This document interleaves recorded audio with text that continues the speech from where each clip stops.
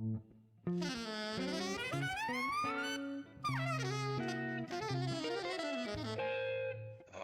Jazz.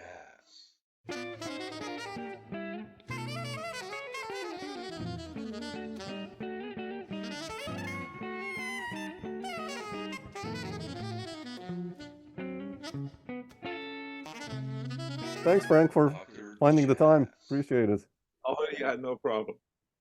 You know, I see a nice little. Is it a old sweet basil T-shirt or something in the yeah, back? yeah, that's like from 1996 or 5. I bought it back then in New York. So I, I think I didn't wear it once. I just like have it just for, Oh yeah, no. it's That's good. Yes, it was a nice place. So, yes, it was a nice place. yeah. But Frank, I'll just jump in. Yes.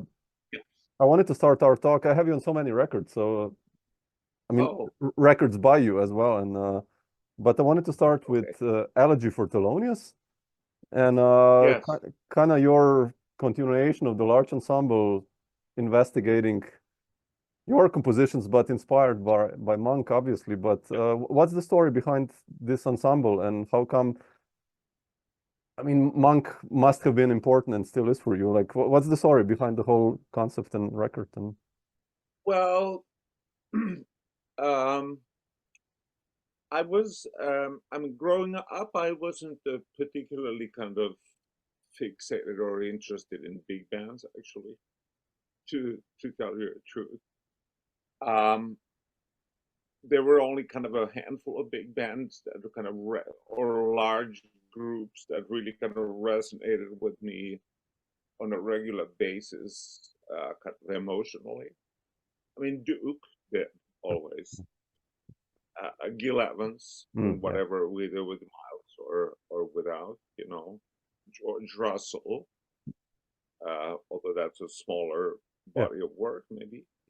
Um, Mingus, and then there are a lot of, I have to add, like, Braxton and mm, but and now there are a lot of great kind of contemporary younger generation composers that are writing beautiful things. But like when I'm talking about kind of historically, so it was kind of a fairly narrow interest. I wasn't really kind of like deep into um, kind of maybe the more of the mainstream of of of big bands and mm, large ensembles, whatever.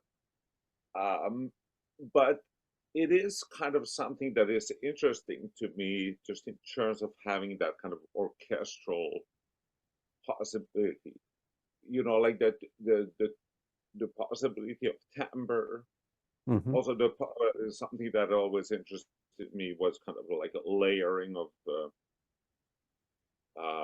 I don't know, like different elements, maybe sometimes in different space. Like, I mean, I was kind of in terms of, for instance, what people call classical music. I was hmm very interested in Charles Ives, who yeah, I kind of love. has Yeah. a lot of this layering going on, and there was always something about that also reflected, for me, reflected kind of like what the world sounds like when when you go, either in your house, depending on your house, or certainly when you go out of it, even whether you're in nature or whether you're in a kind of an urban environment. There's always kind of like all these layers of events, and sometimes we kind of don't. Many times we don't really pay attention to that hmm until somehow something kind of taps you on the shoulder, either yourself or someone else, to kind of, just standing at the street corner where I hmm live in Brooklyn is going to be one of those Ivesian moments, and this can happen in many different ways, and of those writers that I mentioned, they do it in different ways, but they're like this richness of possibilities with a large group was something that intrigued me. mm, Um, like I said, about timbre and about also kind of like this kind of multiple strata kind of a thing, about having many people together in a room and everybody kind of not necessarily disagreeing, but contributing in whatever way they think they want to contribute at that moment. And I love that kind of like the I don't know what it is. It's like a thing of having um, yeah, just kind of a group of people and everybody having kind of their point of view, but we still all decide to kind of say. So all of this was interesting to me. It always seemed like awfully impractical, and I was always interested in small groups as well. But at some point, it just became enough of a kind of a, I don't know, like a bug in my ear personally that I kind of needed to, I just needed to act upon and kind of realize some of the projects. And one of the projects I wanted to do was this thing kind of around Monk, but not kind of, I didn't want to just kind of arrange the tunes. Yeah, I like that. Yeah. Yeah. Something that kind of, I don't know, filtered through everything else that I'm interested in too, although Monk is very kind of central to that in many ways. So I really didn't want it. My attempt was not to recreate it. It would have been silly in many ways. He had already done these things perfectly. So, and it would be presumptuous to kind of like think that I can somehow add something to that. So I just kind of started. It felt pretty natural to start writing music based on these different elements that were really, that I loved so much and that intrigued me and inspired me. And it really kind of went beyond just the musical elements. I mean, just kind of in terms of Monk and his, however he led his life, being kind of really kind of focused, dedicated, committed to certain things the way he wanted to do them. Like he didn't do anything else except the things that were really at the very center of his focus. It seems. So that's something to aspire to. That's something that very few of us can ever kind of reach, that kind of level of focus, or even have the circumstances to do that. But it's certainly inspiring. It's certainly something to look to. Yeah. So that his kind of his way of getting to the essence of things. Yeah. In so many ways. I mean, you see that in film footage of him speaking. He doesn't do what I'm doing right now, which is just kind of talk. You know what I mean? Yeah. Kind of, it's very kind of, it's very direct and very precise, and that's how his music is. Exactly. Yeah. And I used on this recording also like one of his texts, or one of his sayings that wanting more. That one, yeah. Once collected by Steve Lacy when he was kind of hanging around Monk and also playing with him for 15 weeks. Those little things that it's kind of like poetry, in that it always makes you. It continues off the page. So this text that I'm using on this one, which is on the piece called "Wanting More," he says, "Always leave them wanting more." Now, it's almost impossible not to continue the process in your mind after that, right?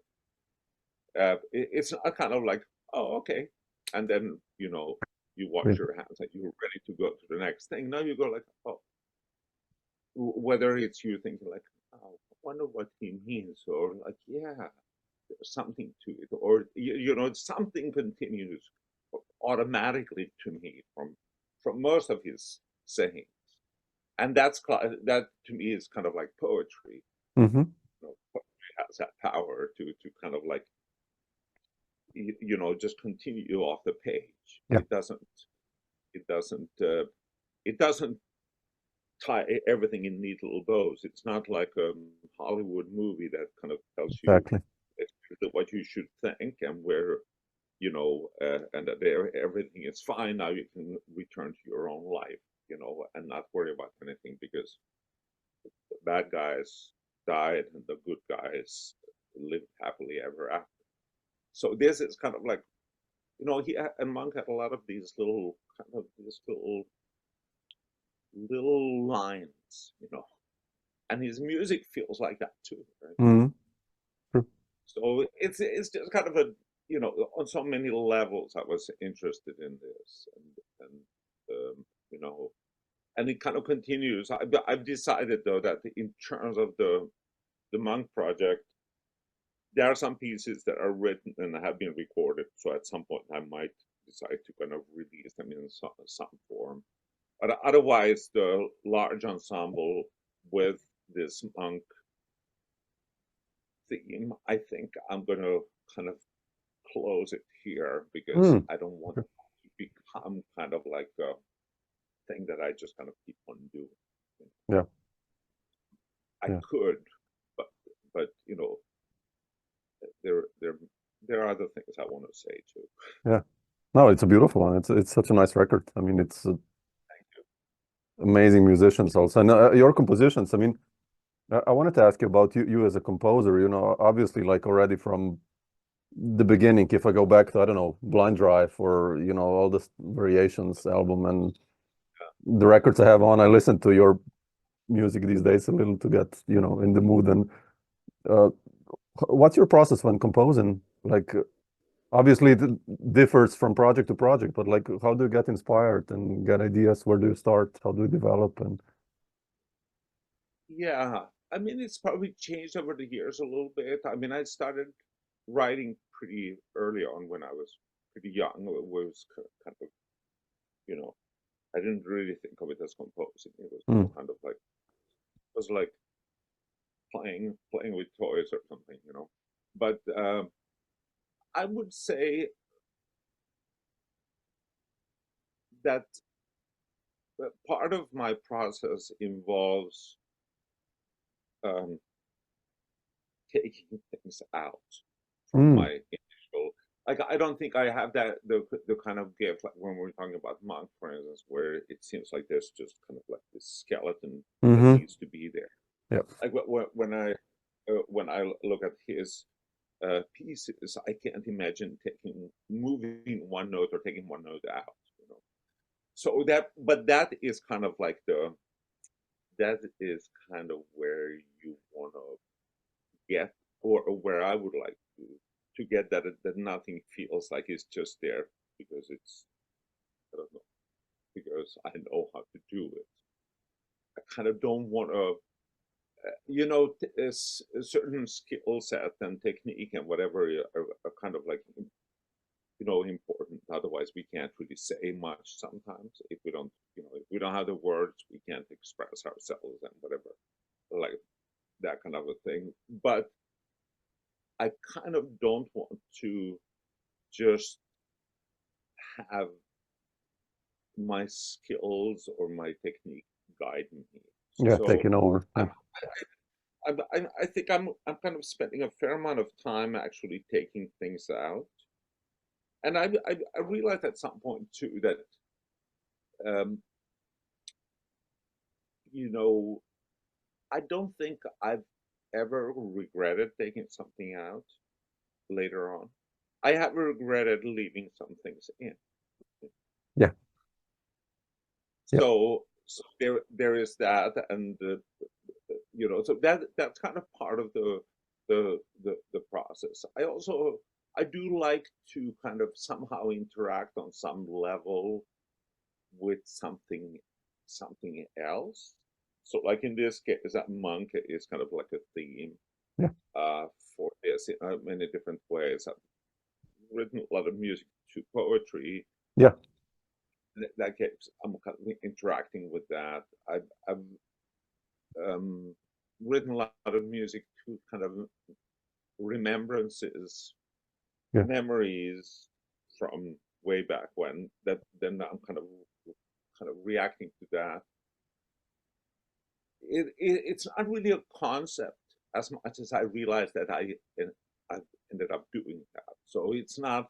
I'm not kind of putting any kind of value judgment on doing that or doing the opposite, which would be that everything is just concretely musical building blocks. But eventually, you kind of gravitate towards whatever gets you going and Mhm. makes you do.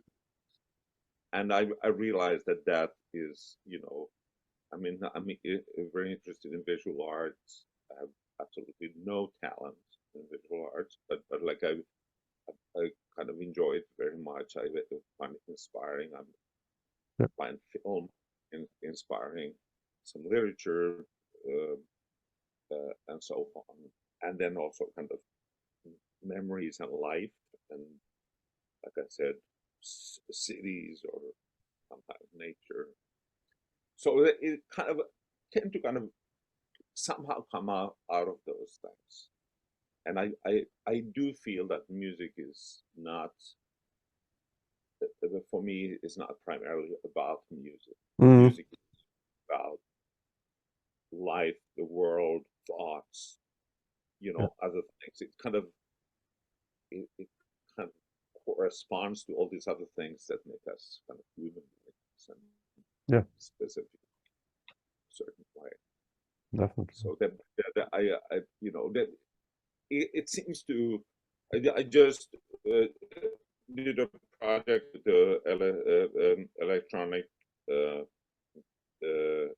music composer Gabriel Bolaños up down in Arizona, and we um, we kind of worked on this piece together that kind of came out of the alphabet, came out of language basically.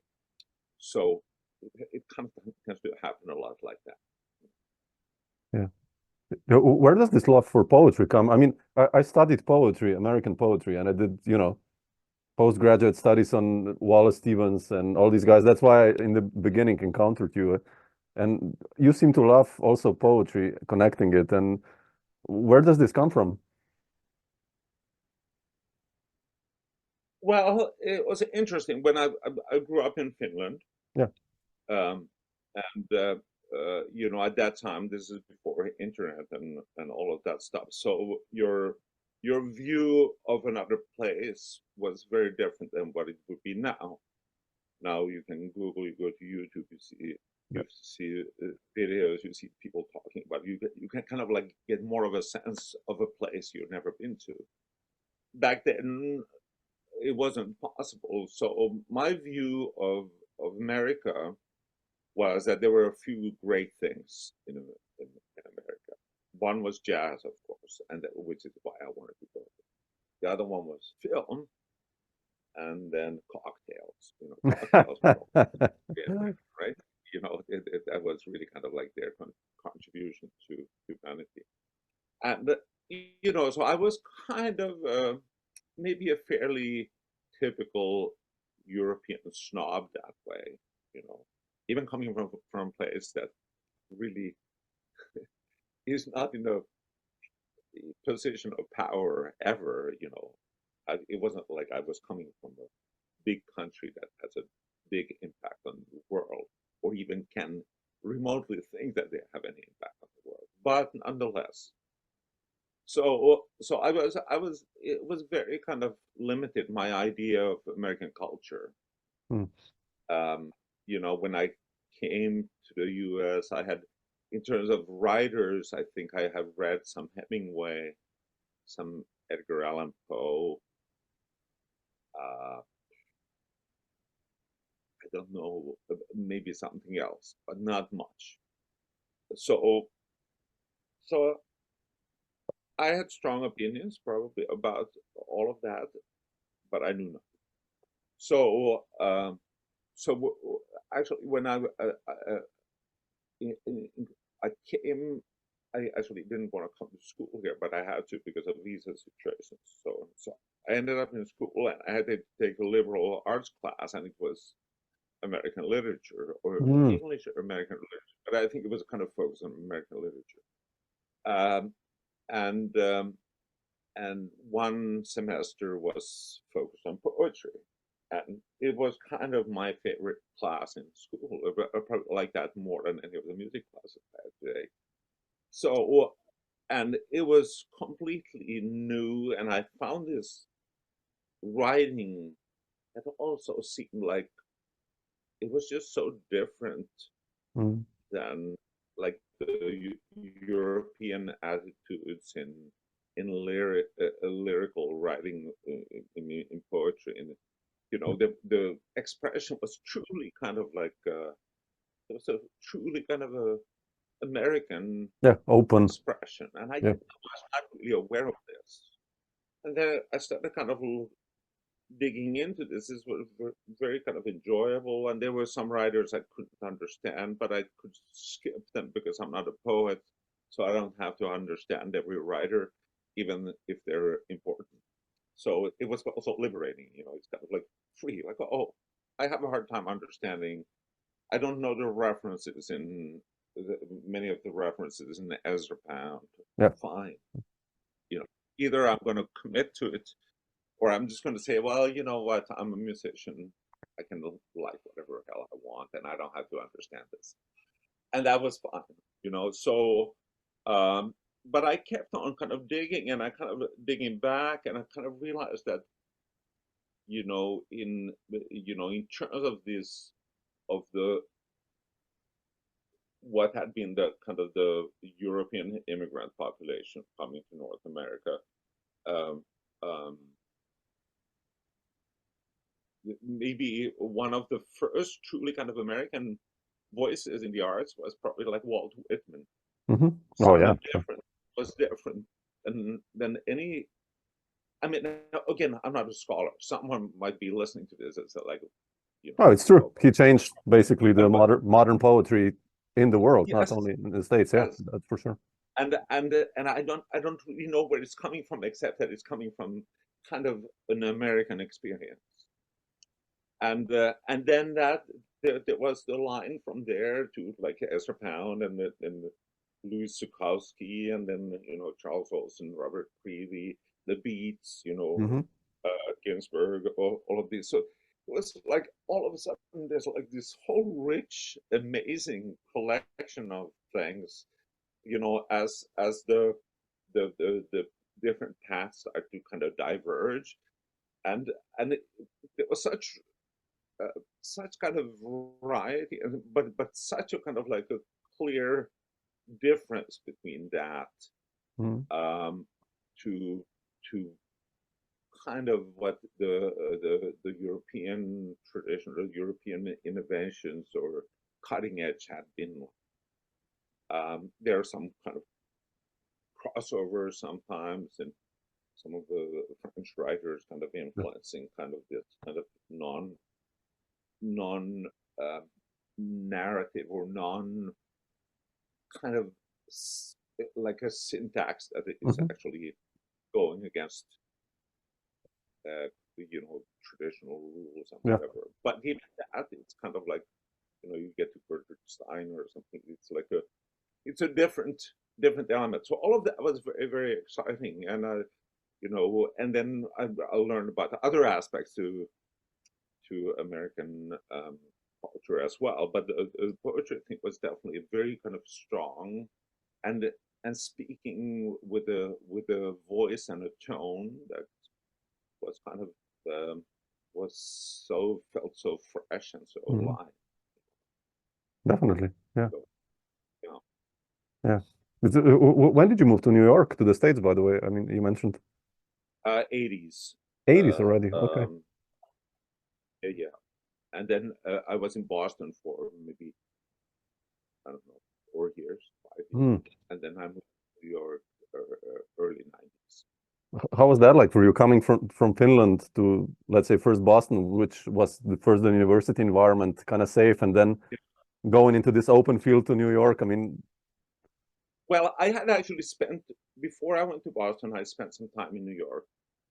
I was, you know, I just came to the U.S. because I wanted to come here, and I was in New York. I met some great people. I heard a lot of amazing music, but I couldn't stay. These were still times when, you know, it's a Cold War times too. I mean, we were not in the East in the Soviet bloc, but we were kind of right on the edge. So it was, traveling was not only very expensive compared to what it is now, but it was also, you know, more difficult in other ways. I mean, just to come here on a tourist visa, you had to go for an interview, and, you know, you had it for specific dates, and you got to show your tickets. I mean, you know, it's what a lot of people are encountering today, but still, but that was also the case for many European nations at that time. So I came here. I stayed for as long as I could. But then I had to go back because, you know, then kind of go into staying illegally, then you really can't travel at all. So so I went back, and I tried to figure out a way to come back to New York. And then a friend of mine at that time, a great pianist, he had spent 2 years in Boston at Berkeley, and he said, "Why don't you just go to Berkeley, and then you get a visa, and then you can do whatever hell you want."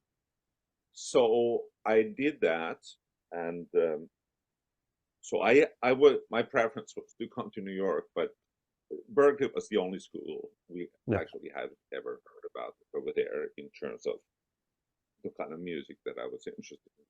So I went there, and that's also where I took the English literature class, or American literature class. So it was great in that way too.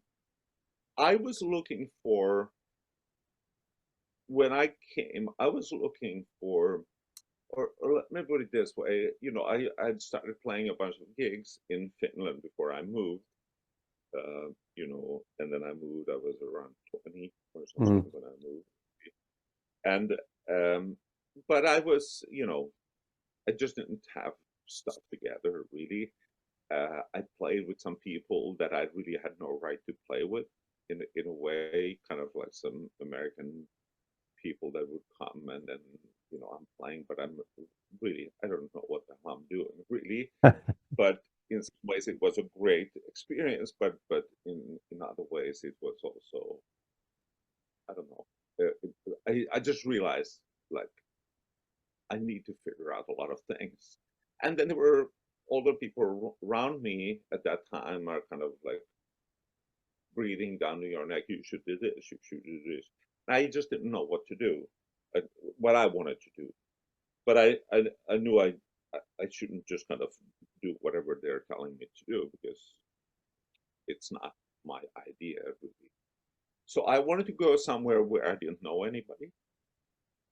And so I came to the US, and I found a whole continent where I didn't know anybody. So that was kind of like that was a little bit of it was definitely, there were moments where I'm thinking, like, what the hell am I doing? You know, like it's not necessarily easy, but then, and then there's the issues of language and whatever, you're kind of learning on the fly. But, you know, then you meet a bunch of people, and then I ended up getting some work, and also, yeah, you end up having your own kind of social circles a little bit, and I was very, so it was good. It wasn't always easy, but it was good. And then there were a bunch of other things that were very, I mean, about American life that were very confusing to me at that time. You know, I could see people walking around and eating and walking around, and that was shocking to me. Even drinking coffee while you walk was kind of a completely new concept to me. Now I do that myself sometimes. Sure. So how we changed. Interesting. Interesting. I mentioned Blind Drive before. How did that album happen? If you look at it back, I think it's a There was beautiful album, and it's such a nice record, actually. Yeah, it was a challenging thing to do. Well, there had been there was actually a guy who had a label in Finland who had offered to do the album, Mm. and then um, I got some little funding from somewhere. I can't remember exactly, but in the middle of all of that, the guy dies, right? So the label owner. So the label is kind of like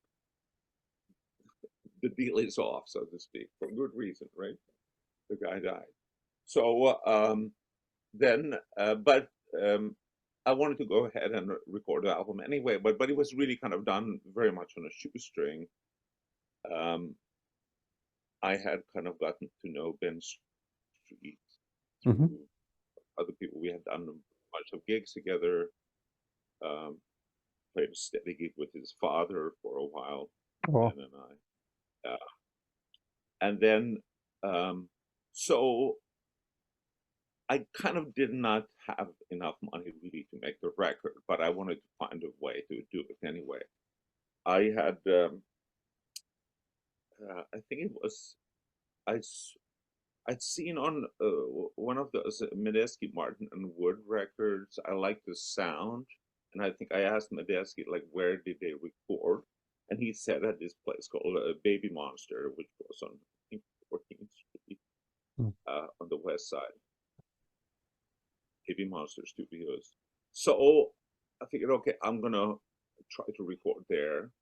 And Medeski had said like, well, the piano is great, you know, starting with B or something. And so I contact the guy at the studio, and he gives me the price, and I'm like, well, I can't really do that. And he said, well, we can give you a better deal if you come and record at night. So our session would start kind of like at 11 and then go to 5 in the morning, 6 in the morning. And what I kind of failed to check with him was kind of like, well, who's going to actually be the engineer? So we kind of go in the first night, and we were going to do over 2 nights, right? The guy had said like, yeah, you know, we can leave everything set up. So I thought like, okay, that's good. We go in the first day, and it's not really set up. And the engineer's name is Rojo. Now, yeah, Rojo could be a fine engineer name for like a jazz specialist, but it kind of didn't turn out that way. He wasn't his kind of music. So he had probably what seemed like 500 microphones that he set up on the drum set. And it was mostly the drums, not so much on the cymbals. So it took forever. And, you know, I was hanging late around that time, but still to kind of start recording like a start, like we would probably started kind of rolling tape around 2 in the morning. Oh man, it was still there, you know, starting to kind of like, okay, you know, I could hang until 5, but you know, we're talking about making a record now. So it was kind of a little bit of a thing. And then the next day when we come back for our second session, everything had been torn down, so we had to start from scratch. So it was really kind of a trying. I have to say, Ben and Mike Serene, who played drums on it, they were quite, you know, generous with their spirits, so no one kind of totally lost it. But so that was, it was actually kind of challenging to make that record. I haven't listened to it for a long time, but I remember at some point thinking like, well, I think I'm hearing a little bit of kind of like an edgy, kind of like pissed offness at times, and it kind of like, well, screw you, you know, like this is ridiculous. But you know, I think it worked out okay in the end. We had to kind of work a lot to get the drums to sound halfway decent, because It was only drums and no cymbals, basically. So, I didn't know what the hell I was doing. I had been on other people's records, but that was my first record where I'm supposedly in charge, and I totally was not in charge. You'll eventually learn. Was it heavy? I mean, when you look at yourself developing as a band leader, I guess you must have gotten more comfortable through the years. I mean, considering the amount of Oh yeah, work you've done, right? Yeah. Yeah, I mean, like when you start off doing something, sometimes you don't even know that there's a question that you could ask. Yeah. I mean, you just don't know. You don't know what to ask. You don't know what to say. You don't know. You're just kind of like thinking like, oh, we're making a record now. So therefore I play piano and then we have a record, So, yeah, that changed quickly that way. I mean, I felt like I was, um, the the difference between the first and then the next ones was already kind of big in terms of me kind of understanding, okay, Yeah. what is this process about? And of course, kind of realizing that I should have paid more attention when I was on other people's recordings to see like what's going on. But you don't know what you should be doing when you don't know the questions to ask. You don't know what the challenges might be, and you find out. So it was okay. But yes, I mean I like actually now very much. I like working in the studio. There's a kind of a certain quality about it that I like that many times is not possible in a live gig where the sound is just kind of different. I mean, sometimes you have like really kind of a great sound on a live situation, but even kind of like the dynamic range and everything is just so on a recording. It's something you can whisper something that is you feel is significant. So I like that. It's kind of like you actually kind of you get into different things. So I enjoy very much working in the studio, although it started off dramatically.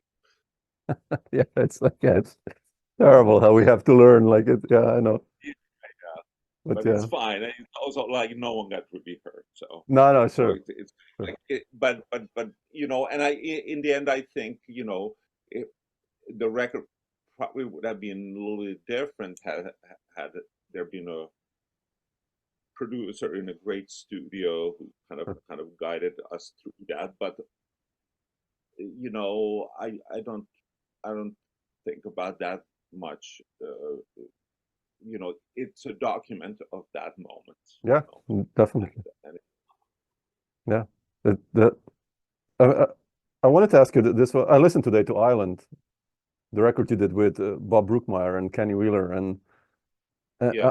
I'm such a huge Kenny fan.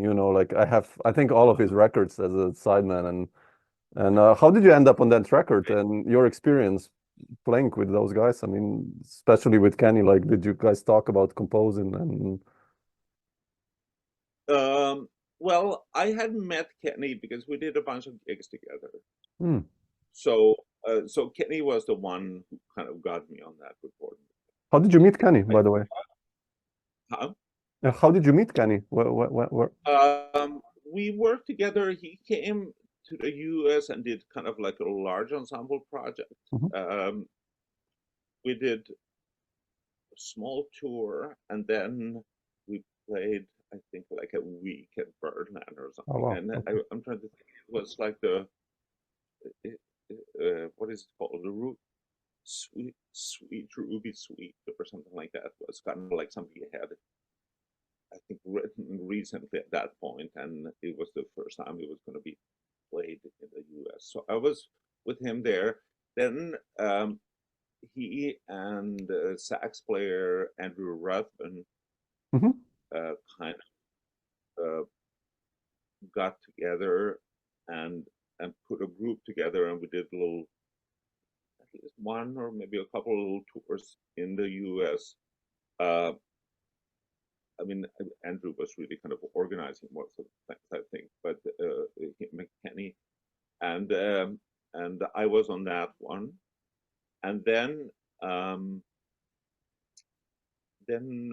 what else did I do with it? Oh yeah, I went to the Middle East with Kenny once. Really? Oh wow, beautiful. So we played in Syria. Wow. Of all places. Wow.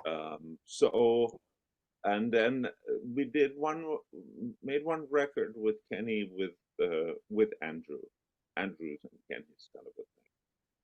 So that was on. Was it on? Either it was on Fresh Sound or Steve O's. Yeah, I think it's Fresh Sound actually. Yeah, maybe. Yeah. You're probably right. Yeah. So that's how I knew Kenny, and when Kenny and Bob decided to do a thing together, they decided that okay, well, they were going to do a quintet thing, and Bob was going to choose one or two of the musicians, and Kenny was going to choose one, and then Kenny. So Kenny kind of recommended me for that. Mm. Yeah. And but no, I didn't talk really much about composing with Kenny. It's very quiet. Yeah. Very quiet. I mean, he got the most excited. I mean, he got excited about the music for sure at times, but like otherwise, like he got excited talking about his love for New York cheesecake. So they were kind of like, but he had a very kind of tempered way of expressing his excitement. So, but a beautiful guy, and I did see him do I think it was during one of those trips somewhere he did like a master class kind of a thing, and it was kind of funny. He had all these chords written, I think on a sheet of paper that he gave to everybody, and then people would ask, so like, what are these chords? And he said, well, these are the chords that I like. So I was like, wow, this is kind of like, I mean, it's really endearing, charming way of kind of explaining that this is my concept here, that I like these things. And then someone noticed, well, they're not like straight up dominant seventh chords here. And he said, yeah, I realized maybe I don't like them so much. That's so nice. But that's how he's very modest, very kind of like soft spoken, but also brilliant. Yeah. So yeah. So, but and yeah, kind of a lovely guy. Yeah, beautiful that you got to work with him. I mean, Yeah, one of the greats. I mean, some of those tunes, like he had sent me, for instance, for that recording, he sent me because his tunes kind of they get involved in a certain way. In a certain way, they're not super difficult, but in some ways, it is nice to really kind of understand them and know them. So he had sent me kind of like a stack of tunes, and he said, "Well, so we're gonna record these." And so I kind of practiced those to make sure that I got it. And then when we got to the studio, finally, we had no kind of had a little. We just kind of rehearsed a little bit in the studio. Basically, kind of went into recording right away. He said, "Oh, those songs that I sent you, we're not going to do any of those. I have a couple of new." Like, okay. Which was nice that he had new songs, but on the other hand, I wish I would have known them before. And some of them were kind of like he would really kind of go crazy sometimes with the chord symbols. Like I think it's on that record. There's like one of them that has like the chord symbols are like 3 chords on top of each other, and then you go to another chord that's a 3 chord. so then you go like, well, what am I going to do here? Like, what are we talking about? So it was a little bit of a challenge, but then there's also such kind of organic, almost kind of folky Yeah. unfolding of his music that once you stop stressing out over it, you just kind of like, okay, I'm just going to go with it. I don't know what the hell we're doing, but I'm just going to go with it, and that tended to kind of work better anyway. So Yeah, that's how he played many times, I think. yes. Oh he's, yeah. he's Yeah. playing the changes, but going everywhere, I think, just like. Yeah, I had no idea what the hell he was doing, but somehow it always felt right. Yeah, bizarre. Yeah, amazing. Yeah. Frank, I also wanted to ask you about one record that you did with. I wish you will do more of such records. The Cosmopolitan Greetings one with Joe Morris and Pascal, and Oh yeah. I didn't know that one. So much of this side of your playing, maybe, which I love, by the way. Like, how did that cooperation happen with those guys? Well, I've known Joe for a while, and then at some point we had just kind of casually said like, well, let's do something, and then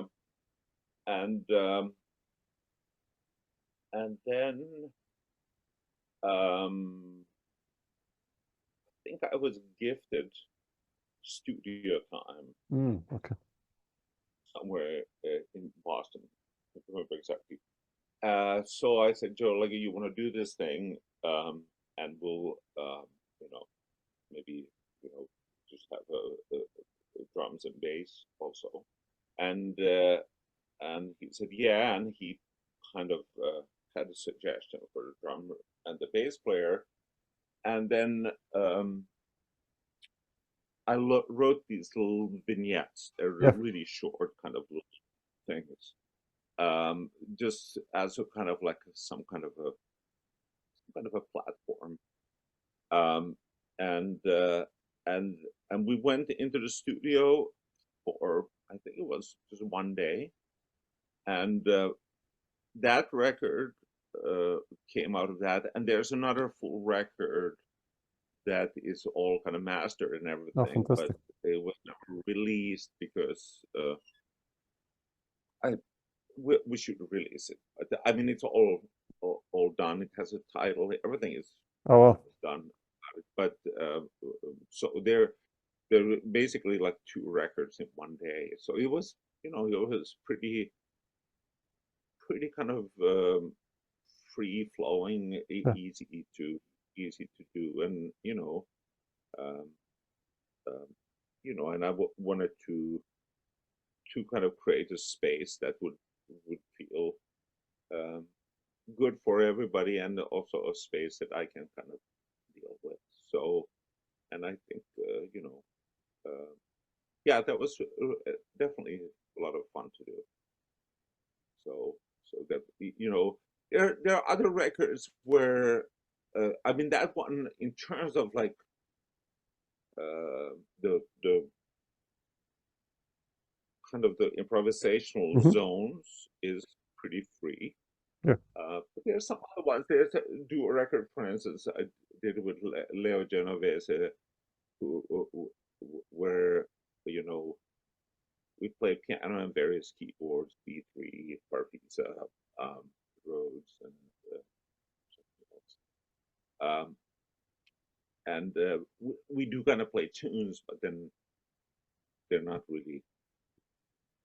They don't follow the kind of like the certain kind of premeditated paths. So in a way, it's almost like a free record. Although that one does have some of my. I think we play Monk and my tunes, so, which is my desperate attempt to put my name on the same page. Come on. No, but beautiful. So it is definitely kind of something that is of the interest for me, and even the thing with Joe, I kind of I've never really thought of it until now when we're talking about it, but I can imagine that there are like connecting points with that, for instance, all the way to like Blind Drive. Yeah. Yeah. There's kind of like it's been there all along, and it's actually funny. There was a moment. I guess I'm old enough to kind of experience this, but there was a moment where I felt like kind of in the jazz world, whatever hell that might mean, you had to kind of almost choose, like you're Yeah. gonna play like free music, or you're gonna play like, you know, songs or structured things or tunes or whatever, and you're either here or you're there. Yeah. And um, and I think that's changed dramatically now. So there's a lot of people that they kind of want to be. It's not just about comfort. It's like where you want to be, and like I felt that there wasn't as big of a community of people wanting to do that when I kind of first Yeah. started to kind of come into the scene a little bit. So there was you know seemed to be a conflict with me, a very uninteresting conflict, really, as far as I can tell. But now it's kind of opened up. But like early on, I think there was some kind of a subconscious struggle for me to kind of feel like finding a home or something like that, a little bit. Yeah. Music or a community, a village, maybe. Yeah, I remember I spoke with Tony Malaby, like when we played, Yeah. he said the same thing, you know what? Obviously, when he started, he could read changes, he could read heavy Yeah. music, he could play free, but like everyone thought he's a free player, even though he could do anything, you know, and then it took him Yeah. really a long time to find his niche. I mean, his what Yeah. he is, and not him only, so many players out there, like Yes. really this Yeah. problem of, Yeah. Yeah. And he is kind of like, well, he's maybe a couple of years. Well, he's more or less like around my yeah, age. So that's kind of I think a lot of people at that point yeah, kind of went through that. But I also think that that generation was part of kind of shifting. It had existed before. It's not something new, but it became kind of more widely common yeah, to have these interests that somehow had been pitted against each other for no particular reason. I do remember. I mean, uh, even in terms of the music that I might have listened to heavily, kind of through my teenage years, into my 20s, and whatever, people might go like, "Well, how do how do these things fit together?" I mean, I loved Monk always, but I also loved Paul Bley. So how mm, do you kind of make those two things kind of meet? You know, um, and but I didn't feel that it wasn't kind of a conflict for me, but it was of a course, yeah. conflict of of, of finding the right community. Um, so that's kind of like um, and I've always at the same time I love playing. You know, uh, I'm playing tunes or something like that if Yeah, that's what someone wants. Now I'm not really in that space that much anymore, but whenever that kind of presents itself, I'm not. I don't really have a dislike for any of them. Quite the contrary, I enjoy it. yeah, yeah, It kind of even goes right. into these things where, at some point, it seemed it seemed that people would also kind of judge, and depending on where you were coming from, would judge kind of the level of either integrity or creativity by the style of music. Mm, So you would have kind of free players always kind of look at the surface of the music, say like by definition this is going to be really creative, just because we're not doing certain things well. I'm not so sure about that. And at the same time, like the people leaning on these traditional templates for their music would say like, well, nothing means anything unless you're doing this or you're able to do this. And it's kind of people trying to control something that they don't really they shouldn't have to feel that they need to control, which is other people. Yeah. Leave that to the politicians. Yeah, it's all one basically. I mean, yeah, sure. It's yeah, exactly. Yeah. And you don't really have to. I remember Steve Lacy saying this thing one time where we said, make sure that if you go somewhere and to listen to music and you don't like the music, make sure that you leave before you feel compelled to say something bad about it. Which is kind of like it's like, why are you now kind of barking at something that you kind of just remove yourself from, and clearly it has nothing to do with you, but it might be very meaningful to someone else. And we see kind of like almost the deep prophecy in Lacy's advice here now with social media, where exactly. If you end up spending your time on social media at all, you see people just kind of pontificating in negative ways about a lot of things that they should just kind of step away from, rather than engage in something that they're not even committed to. So, yeah, I agree. Yep.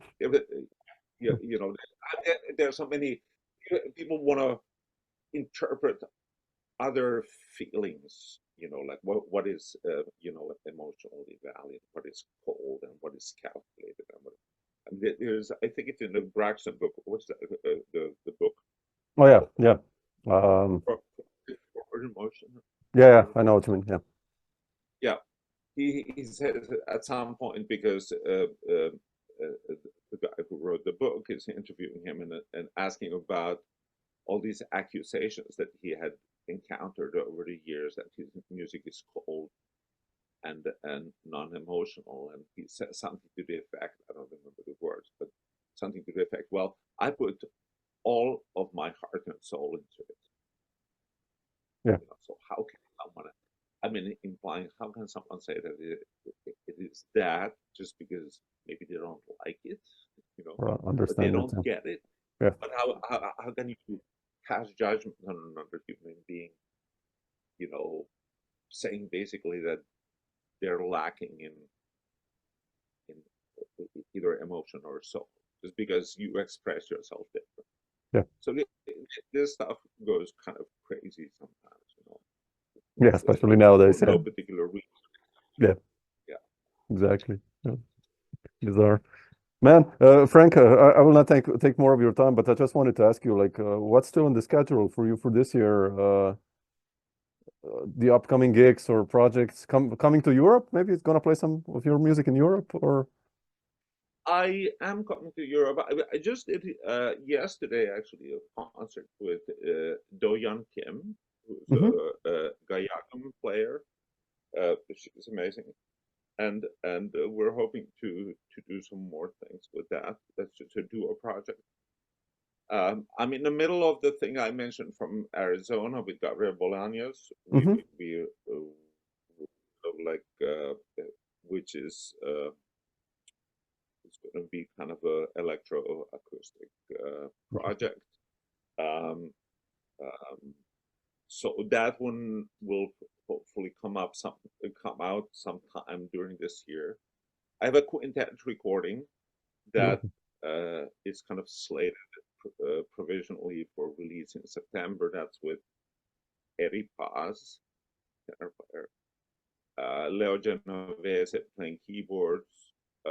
He plays for Fisa B3 and synths, and I play piano, and Rose and John Hebert Oh, beautiful. And Dan Wise. Oh man, that's a band. Ooh. Yeah, no, that was really fun, and I'm very proud of the music on that. So that one is kind of all mastered, ready to go, except that there's some other packaging and blah blah blah blah blah. So that I think we're shooting for September. Fantastic. The big band, the Elegy for Thelonious is coming out now. What the day is? It's coming out next Friday, officially. Friday, March 8th. And we have a release concert at Dizzy's at Lincoln Center early April. Beautiful.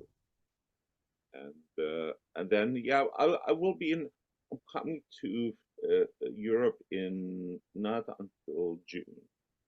I'll be there in June in France and Spain. So and then but I'm traveling alone, so I will be playing with some local people and also some solo concerts. Beautiful. Last fall. So that's kind of like what's in the near future. Fantastic. It's gonna be a busy year musically. Nice. Yeah. Fantastic. No, it's good. I mean, it's kind of the pandemic hibernation kind of I think for some of us, at least for me, kind of lingered a little longer than it needed to, and I got a little, I don't know, scared looking at a bunch of people that had, it was stop and go, stop and go, stop and go, if something is planned, you get some stuff booked, and all of a sudden, oh no, you can't do it, and then you kind of, so I think I might have gotten a little too shy about it, but now I think we're back to whatever life is like these days. Yeah, nicely put, man. Yeah, cool.